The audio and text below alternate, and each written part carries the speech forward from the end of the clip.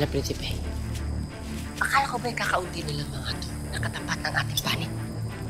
Nung umalis ako dito, wala ang mga yan. Kaya nakakatiyak ako, may bagong dating ang mga hator na dito. Kung gano'n, sigurado ako maraming hator dun sa loob. Malamang. Naroon pa sa loob ang iba pa natin mga kasama niya. Kaya hindi maaaring hindi tayo makapasok sa loob para sila iligtas.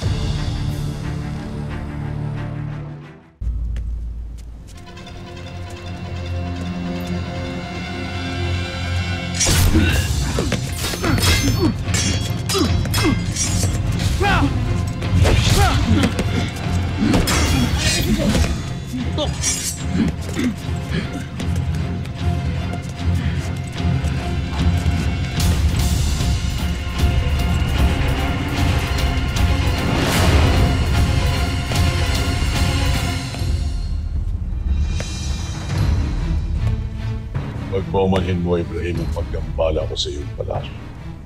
Subalit huwag ka mag-alala, kung hindi kita papas. Kung ganun, na't narito ka. Malalaman mo rin pagdating ng mga sangre.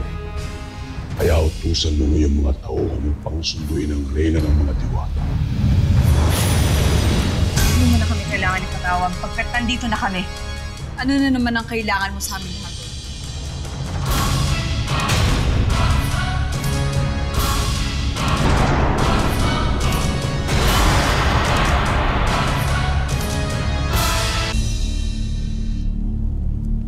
Hindi lamang si Ibrahim ang bihag ko, kundi pati na rin ang isa sa inyong mga kapatid.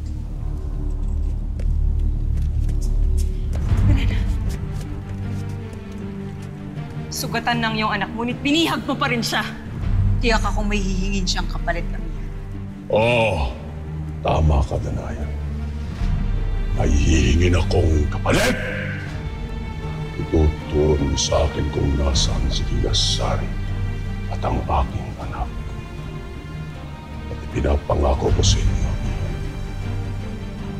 dagli kong pakakawala ng aking mga bihag at agad kong lilisanin ang palasyong ito. Hindi ko ibibigay sa iyo kayo. Hindi pa lamang kayo nakakakilos ni Danaya, sinusumpa ko. Papas lang ang aking mga mas ng mga bihag. Kaya iligtas mo sila. At ililigtas mo sila sa pamamagitan ng pagtuturo kung nasaan ang aking asawa at ang aking anak.